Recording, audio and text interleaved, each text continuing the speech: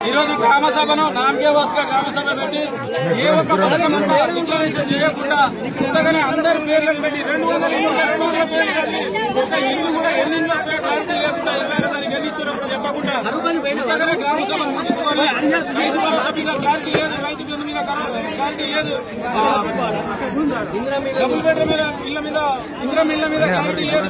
200 మంది పేర్లను పెట్టి ఊరికే నామకేవాస్ పేర్లు అనేది ఎవరు వస్తున్నాయో కూడా చెప్పకుండా ఈ రోజు గ్రామ సభను ముగించడం జరిగింది.